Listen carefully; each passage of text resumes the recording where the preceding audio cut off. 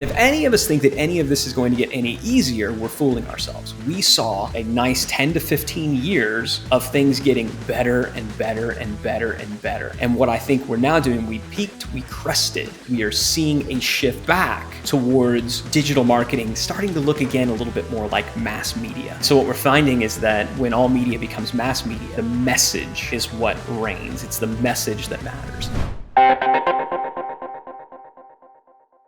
Hello and welcome to the Perpetual Traffic Podcast. This is your host, Ralph Burns. And today is probably my favorite day of the entire last 3 years, which is, I think, the last time we actually had him on the show, if I'm not mistaken. Seeing how it is his show, we have no other than the guy that we always suck up to, kiss up to, talk about.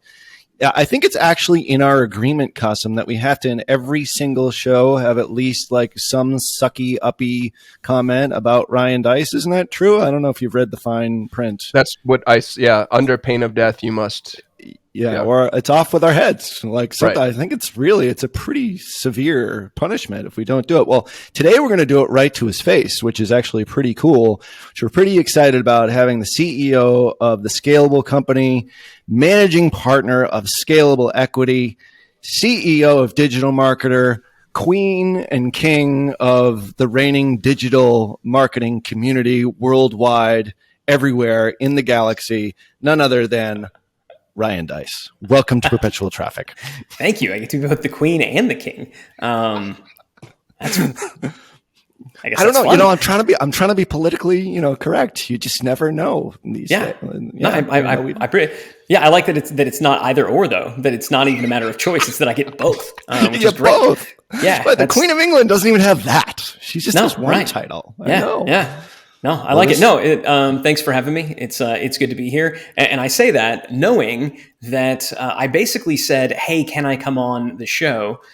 Because there's something that I would like to shamelessly plug, which I know we're going to get to at some point. But we pretend like, hey, thanks for coming on. It's like, oh, man, you're welcome. It's so great to have you. Like, let's be honest. I asked to be here. Yeah. I asked for a Told favor. is a better word. I informed you that I would be joining you. Yes. Yeah. Here I come. Ready or not. And that's why, I don't know how this is going to come out at the end, but maybe people were able to pick up, like, did they dub in the episode number? Was that dubbed in after the fact? And the answer is yes. All right. We don't know what episode this is going to be because I demanded full usurpation of the calendar. So you got this as early as it could go in. So maybe something else was episode whatever. We didn't care. All right. Doesn't matter. Just wrecked everything. Yeah. So we're going to see how that goes. Well, the king and queen all together, you can do these sorts of things. I can do these things. And I will say that if for Perpetual Traffic, this is like a Guinness Book of World Records quickest guest ever. Like Friday, we get the email. Today, here we are, literally 72 hours. We would have done it on Saturday, but I don't work soccer games. Yeah, I don't work Saturdays. Yeah. So it's critical to me that I'm both inconvenient for everybody else, but that I make sure to maximize my own personal convenience. It can't be completely accessible. People do have to miss you. That's right. Well, absence has made the heart grow fonder here at Digital Marketer because we haven't had you on in such a long time. But we have been talking about you, like I said, and obviously there is going to be a shameless plug in this show here today, which, ready for it. Perpetual Traffic listeners. In fact, when we plug stuff on our own, we get the worst 1-star ratings on iTunes. So hopefully you can, create one of those for us here, at least a 1-star, because we've been just getting lots of 4 and 5 stars recently. Yeah. And, it's all going to our head. So hopefully the shameless plug will help bring it down just a bit. But one of the things that we had discussed many times in the last 3-4 weeks, ever since we all came back from San Diego at Traffic and Conversion Summit, was your keynote. And we're plugging it so much, Kasim actually put up his own money for traffic and conversion recordings, which I know, is sort of against policy here, but because I know we love to give away free stuff and take it away from, people who might deserve it. The point is that we loved your keynote presentation so much. we really wanted to have you just for that here today. But aside from that, can you give us a little bit of a breakdown of exactly what it is that you discuss, why it's so important, and maybe transition a bit into, some of the other things that we're going to be discussing on here in today's show? Yeah, I mean, so I'm old. I know I look really young. And just very attractive. If you've seen me, you know that. 100%. But no, I have been, I've been in the digital marketing game. I made my first sale online when I was 19 years old. I'm now about to turn 41. So I've been doing this longer than I haven't been doing it. And so I've seen a lot of stuff change. When I first got started, there was no Google. There certainly was no Facebook or Instagram or TikTok or any of this other stuff, right? And what I watched happen over kind of the first decade of my career is I watched it move towards our ability as marketers to target, right? Because what is marketing? What is advertising? It's putting the right message in front of the right person at the right time, right? Right message, right person, right time. And everything, there's been this push for the first 10 years and where it was all about right person, right time. Right. And we saw this early on with pay-per-click, right? The fact that if somebody was searching for something in Google, I can actually have an ad appear that, knowing if they look for this, then show them my thing. That's right person, right time. Right. Mm-hmm. And then the targeting that we were able to do with our advertising, right? Oh, so if somebody is interested in this, or they went to this other page, I can show them this. Oh, that was a big deal. And I think the pinnacle of that is much of what we've been able to do with retargeting. This idea that somebody comes to our site or somebody watches a video for a certain amount of time. I can now follow them around wherever they are, right person, right time. And so this is what's been happening. Now, what we've seen really over certainly the last few years in a big way is we've started to see a shift away from that. And it started longer ago when just frankly stuff started getting more expensive, right? When things just started getting harder, right? SEO got harder. Not just were more people ranking for stuff, and big companies getting into the game, but Google was like, hey, you're number one. You rank number one for that keyword. That's adorable. You're still going to be above the fold because we're going to have position 0. We're going to have suggested searches. We're going to have all these videos and stuff. You could be number one all you want. Nobody's going to see you, right? There's going to be ads up there. So search has gotten harder.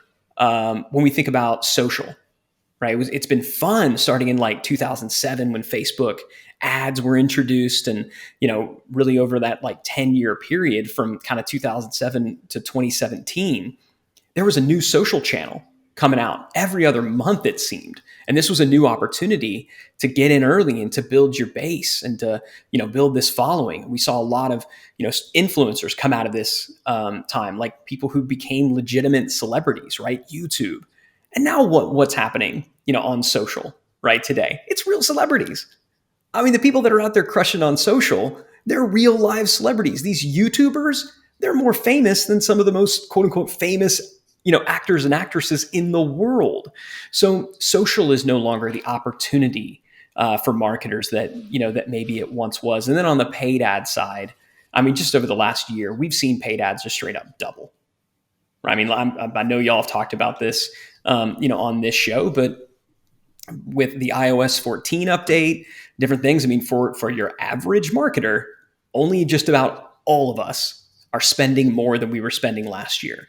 And if any of us think that any of this is going to get any easier, we're fooling ourselves. We saw, a nice 10 to 15 years of things getting better and better and better and better.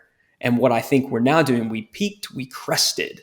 And what we're now doing is we are seeing a shift back towards digital marketing starting to look again a little bit more like mass media marketing, right? A lot of the things, our ability to put the right message in front of the right person, right time that we've had for the past 10 to 15 years, right person, right time is slowly getting taken away from us, either through competition, through algorithmic shifts, through price, through simply just being priced out of some of these areas. And so what we're finding is that when all media becomes mass media, the message is what reigns. It's the message that matters. And this is no different. This is nothing new.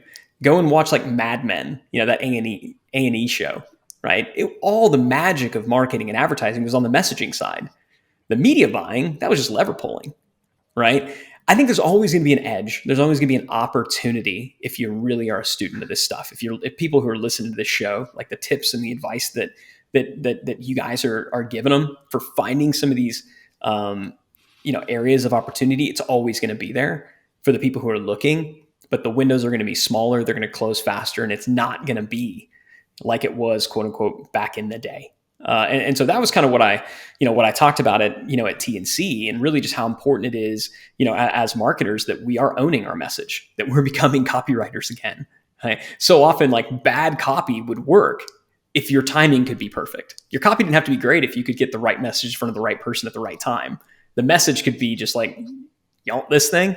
People are like, I do. What a coincidence. Now it's gotten harder. Also, gathering more first-party data is going to be important. And I also talked about the importance of building a media, building media brands, something we've always been about.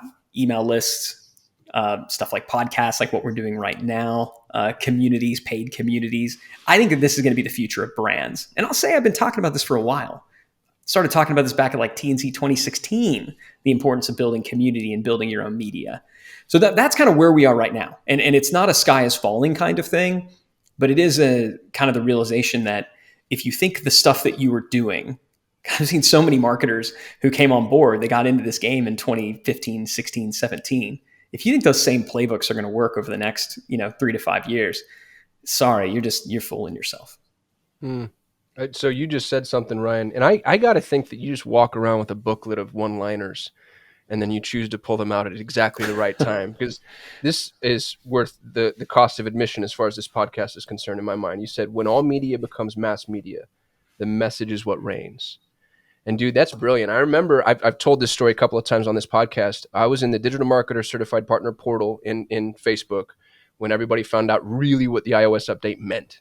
And all of us are just, everybody wants to be the smartest person in the room. So, you get these 2, 3, 4 paragraph long diatribes as to people explaining, this is what it means, this is a pivot, this is how it's going to work, and it's going and it's going and it's going. And then all of a sudden here comes Ryan Deiss.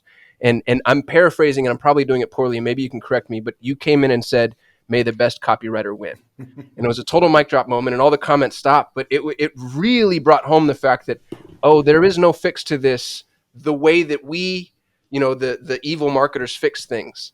And that was really impactful for me. And you're kind of doing it again with this. When all media becomes mass media, the message is what reigns. I think that we need to meditate on that for a minute, because, man, that's so poignant. Yeah, and I got to give credit where credit's due, right? One of my mentors in business, marketing, and really life, Roy Williams, who Roy authored the Wizard of Ads trilogy. And I would commend all of you, if you're listening to this right now, buy the Wizard of Ads and read it, because one of the fundamental themes of that book is it's the message that wins. The best message wins. And the reason that Roy knows this is because Roy has always done primarily mass media marketing through and advertising through radio and TV, right? So there's only so much targeting you can really do there. And I remember Roy saying something that I repeated at TNC in kind of my own way. But Roy basically said, the most valuable target is the untargeted target that you target through messaging. Right? I'll say that again in case somebody missed it. The most valuable target is the untargeted target that you target through messaging. Now, why is this true? Because every time, this by the way has always been true in marketing and advertising, the more targeting that you bring into play, the higher the cost. Mm-hmm. All right, going all the way back to like direct mail. If you were going to rent a direct mail list to do direct mail marketing, the more data points that you asked for, you literally paid more.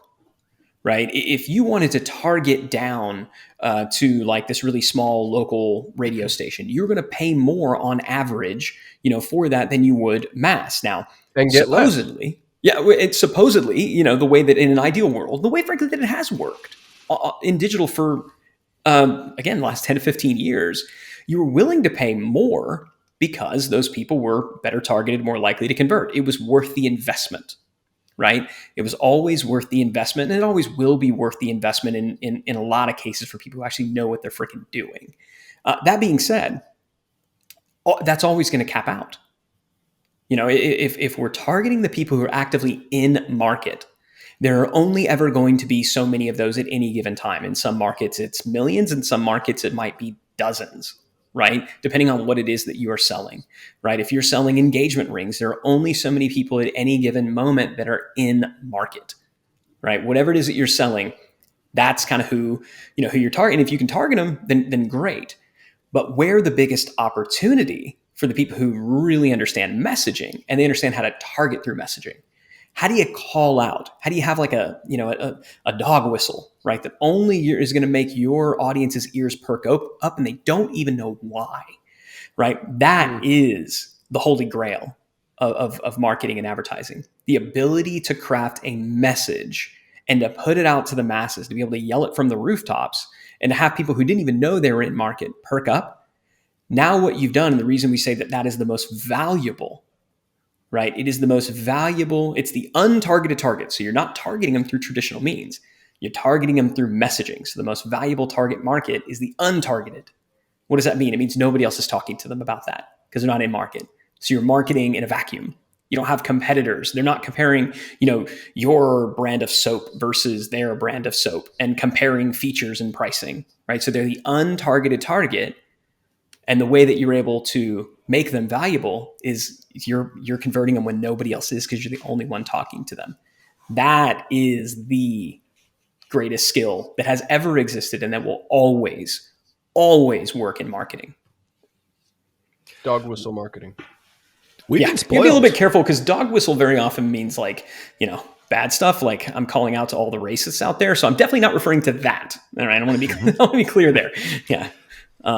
It's actually not quite dog whistle because dog whistle is to just call out your already target market. What you're talking about is the untargeted target market, which is even more valuable because it makes those messages that much more broad reaching. And I forget the jewelry store, which he did this in the radio ads, having taken a few Roy Williams classes and obviously read the books a few times, which is obviously homework for any of you listening to this, going out and getting that book, at least the first one, if not the entire series, and reading it many times over. But it was finding the people that are with it, not even within like in market, but everyone who's on the edges and maybe on the outer edges. And then even having consideration there of making a purchase when maybe they hadn't even thought about making a purchase. And like, that's the beauty of Roy Williams and the understanding of how important like the messaging actually is. And I do think that 2015, 2016, let's say, 2013 is when Facebook started putting ads in the newsfeed. We've been spoiled here. Yeah. And if you started 2015, 2016, you haven't known any different. You could get away with a campaign hack or an advertising hack or a Facebook ads hack without really knowing all these basics of marketing. So like from your perspective, is there going to be a shakeout?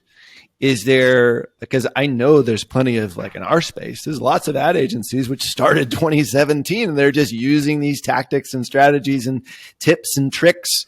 But now they have to go back to Mad Men style advertising understanding. What's your sense for the space, the digital space in general, the space around that digital space, which is like the agency space? What do you think is going to happen based upon this?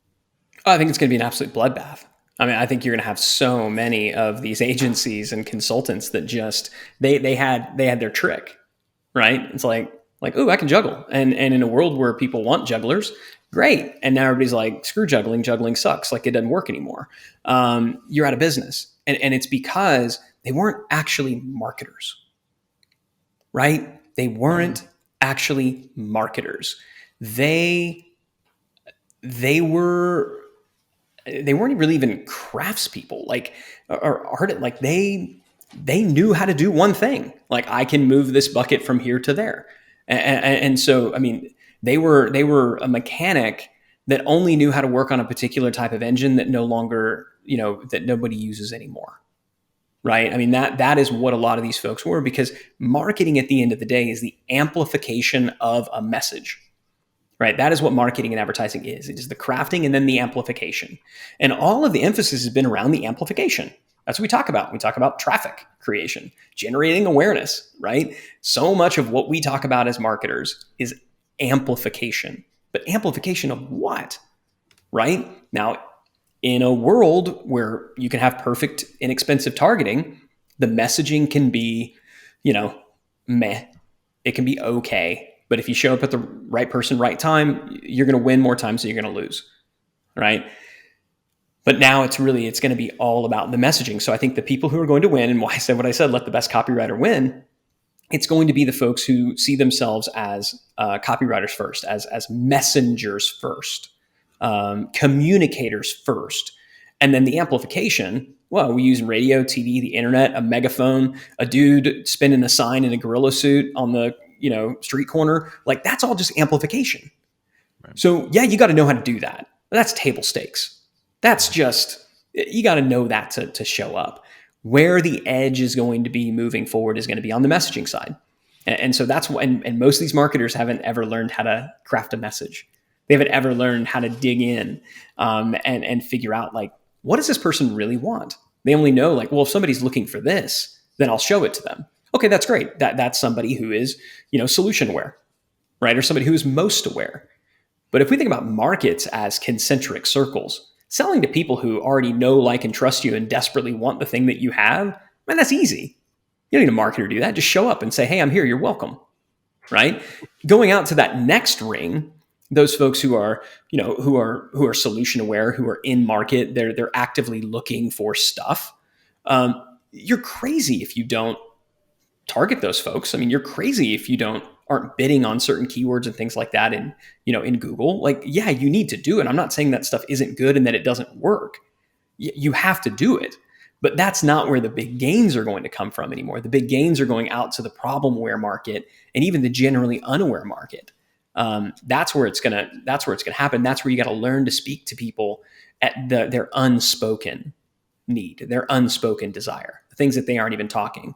So you mentioned Roy, like the ad that he ran, it was for Justice Jewelers. And so if you want to Google Rolex ad Justice Jewelers, you can probably find it. There may even be a YouTube link. Maybe we can drop it in the show notes. But the basic idea is Justice Jewelers, it was a regional jewelry company for, I think, somewhere in the Midwest, maybe the South.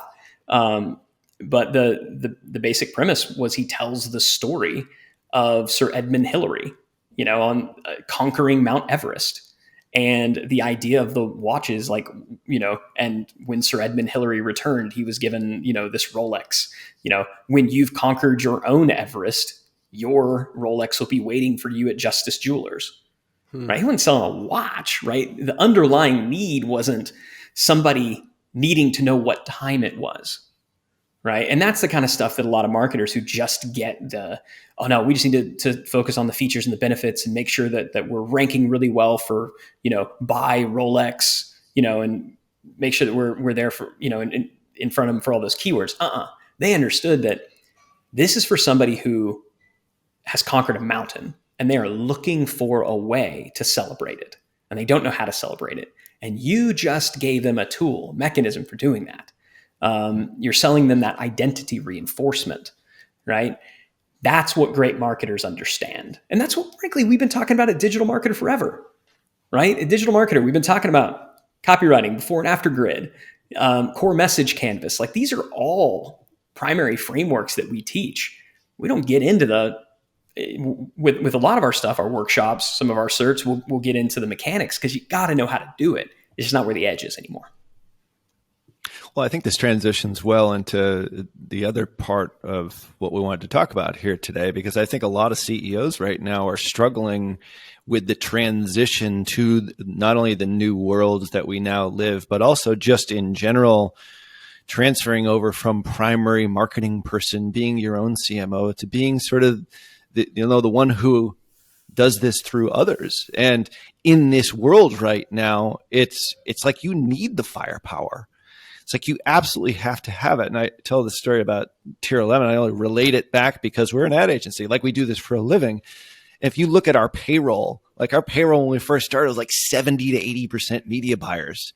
Now it's like 60% creative and ad copy people, because we've seen this sort of transition happen, because the message is it never was not important. It was always important, but now it's more important than ever in digital. And we as an organization have sort of had to make that change. I know you've made that change internally, not only at DigitalMarketer, the scalable company, but also now you teach this kind of stuff and how to help with that transition to CEO. So maybe speak to that a bit in this particular time point where we're at in digital marketing. I'll speak to that. I don't want to miss something that you just said there because I think it's so important. Because I said before, it's going to be a bloodbath, for a lot of agencies.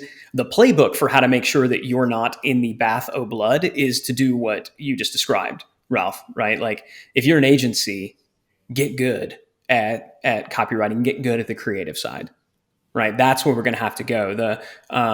Or just be 100% specialized in one particular marketing mechanic and partner with other agencies who get that creative side, right? You need to do one of those two things and kind of be that thing for them. Because I know for us internally, we focus on messaging.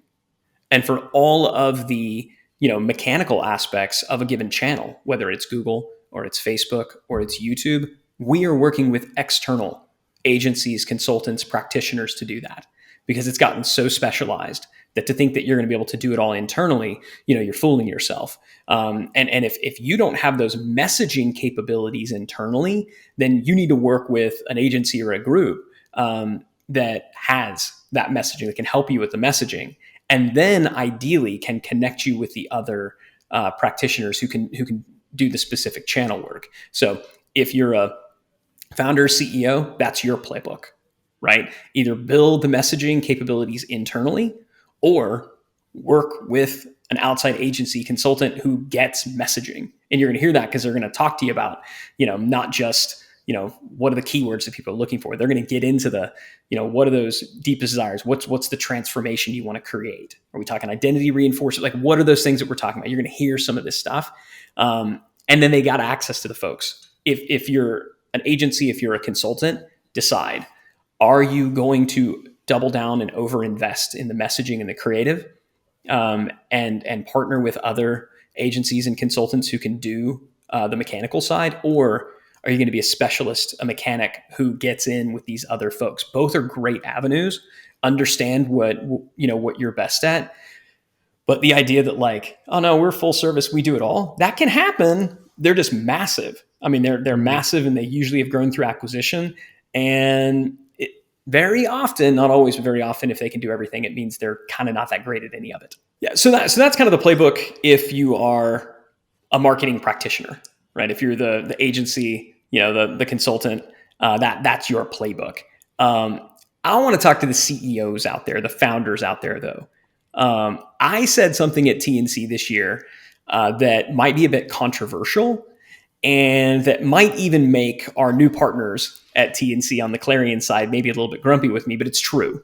And that is, I said to all the CEOs and all the founders, I said, don't come to TNC next year. All right.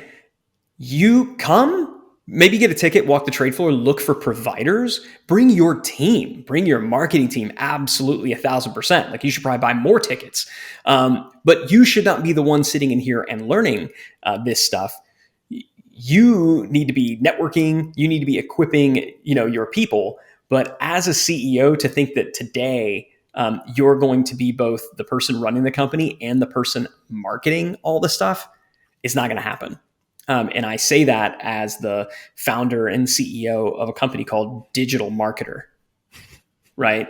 I am a marketer. I identify as a marketer. I started DigitalMarketer because I love marketing and marketers. I don't market anymore. I'm not even in the marketing meetings anymore. I basically play a marketer on TV. All right. I will confess that here. What I am good at and what I still continue to focus on is the messaging. So as a CEO, your primary job is communicator. You're the communicator in chief, right? What is the message that we need to put out to the market? What's the message that we need to be driving internally, right? That hasn't changed. But if you're a CEO and you're still running your own Facebook and Instagram ads, it's time to hand that off. And so we kind of made a decision back in going into 2016. We set a 5-year vision and mission for Digital Marketer. We wanted Digital Marketer to be all about, doubling the size of 10,000 businesses. And it was a really cool mission in a lot of ways. In a lot of ways, it was kind of a stupid mission because we had no way to track it. And so people have said, like, how did you do that? Like, our mission was to double the size of 10,000 businesses by 2020, right? That was, that was our mission. And people would ask us, like, how are you tracking towards that? And we're like, honestly, we don't know. And so in retrospect, we should have picked a mission that we could track better. But what I'm very confident of is that we accomplished it. I mean, having seen the tens of thousands of customers that have gone through, having heard the stories, I do believe that we absolutely played a role in the doubling of 10,000 businesses, if only through the agencies that we've taught and trained and the companies that they've helped, along the way. But going into 2020, it was time for us to kind of create a new 5-year mission, have a new 5-year plan. And unfortunately, in 2020, we all know what happened, right? COVID happened, and we were like, okay, our mission is don't die, right? That's our mission for the next year is like, don't go out of business. We didn't know what was going to happen. This little event we were doing, TNC, had just gotten canceled. The world's imploding. All commerce is effectively stopped. Like, nobody knew what was going to happen. And so we were like, we're not going to reset our mission. We finally were able to do that this year. Right? We realized, okay, we're not going to die. We finally did it this year. And what we realized is that Digital Marketer needs to be about serving, enabling marketers, right? We need to simplify and systemize marketing so that marketers can freaking win and do their best work, right? So that marketers don't have to justify their existence, so that marketers are able to speak into, wherever it is that they're working or whatever clients they're working with, the value they provide. So Digital Marketer is all about serving marketers, marketing practitioners, marketers who work within companies, agencies and consultants who do marketing for others, marketing leaders. That's what Digital Marketer is about. What that meant is that we were no longer talking to the small business owner. It meant we were no longer talking to the founder. We were no longer talking to the entrepreneur. And so what we did in realizing that we weren't, and that's who we were talking to in the previous mission and vision at Digital Marketer, we knew we needed to start another company to do that. So we launched the Scalable company at scalable.co. And really, because that's who I am, that's who I'm primarily talking to. And so what I'm telling founders there is, get out of the dang marketing meetings. Right? What you need to do is you need to be working with your team, right? Decide, like, help to document the customer value journey, right? The thing that we teach, like, make sure that how you create customers is documented. You should be involved in that. You should help to clarify, like, what does it mean for us to acquire customers, right? That's the first step. The second step, work with your team to develop a what we call a growth scorecard, right? To be able to look at it and to see, is our marketing working? Are we actually acquiring customers? We teach how to do this in our different programs. If you're working with one of our certified partners, they definitely know how to help this, get you set up. But now what you're simply looking at is red, yellow, and green lights, right? If things are green, thumbs up, right? So every week now, like, my job as a CEO is I review our growth scorecards. And if I say green, if I just see green, I send a Slack message team saying, great job. If I see green for too long, then I'm going to say, hey, it's time to raise up our standards a little bit. We're sandbagging. If I see yellow, I might ask a question. If I see red, I'm going to say, like, how can I help? What can I do? How can I help? But this is important. If you're a CEO, it's not your job to have the answers. It's your job to ask the questions. And then every 90 days, we do a planning meeting where we say, what are the big 3 projects we're going to execute this quarter that's going to turn red to yellow and yellow to green? That's now my job, right? That's what I do. That's how I lead marketing and growth teams. I understand how customers happen. We have growth scorecards to track the progress. I ask, how do we turn red to yellow, yellow to green? And so kind of in realizing that that's there, like, that's what we teach and that's what we talk about at scalable.co. And that's what, if you are a CEO, that's where you need to get your role in marketing needs to be. Not the person coming up with all the plans. You're the communicator in chief and you're the questioner in chief. And if you're doing those 2 things, then that's how you're kind of making that transition from I'm the marketer to I'm the one actually running the company. I know it's hard. As the person who started out as the marketer, it's a hard one to hand off, but you got to do it if you want to scale. It's a great quote.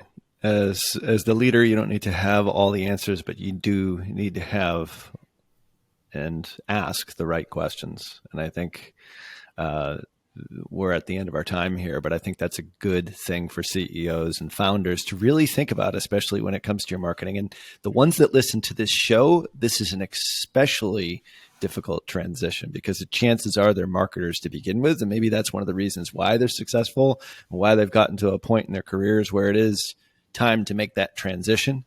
Certainly sounds like the event that you guys are doing and within the next week or so is geared towards these types of folks. Can you tell us a little bit about what you got cooking and Scalable Impact Live? Shameless plug time. Now it's a shameless plug. That's the theme song going into, thank you. I almost forgot. The whole point of me coming on was to give this shameless plug, and no joke, I almost forgot to do it. So we didn't just launch a new brand this year at scalable.co. We also wanted to launch a new event. And this event, again, if DigitalMarketer is going to be for marketers and marketing practitioners, and Traffic and Conversion Summit is going to be for marketers and marketing practitioners, then we needed a brand for the entrepreneur and the CEO. And we also needed an event for the entrepreneur and the CEO.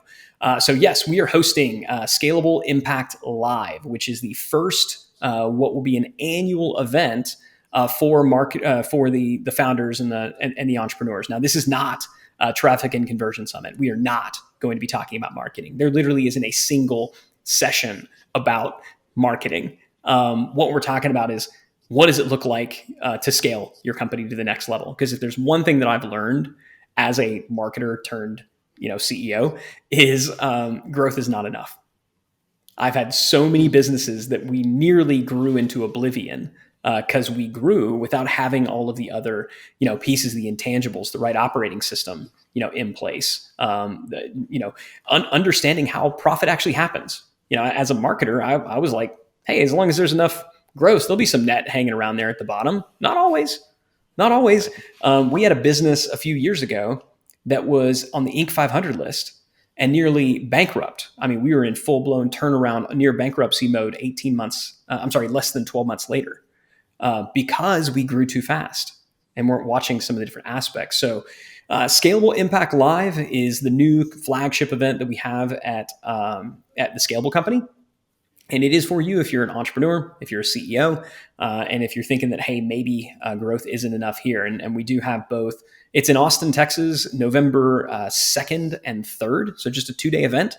And it's single track. It's kind of old school. It's me and my business partners teaching and walking through different workshops, highly interactive. It'll be, 500 or 600 people, which is a little bit less than the whole lot of thousands that come out to TNC. And it is, that I'm really excited about it. I'm excited about the material. We also have Marcus Lemonis, who, if you've watched the TV show The Prophet, he's gonna be coming out.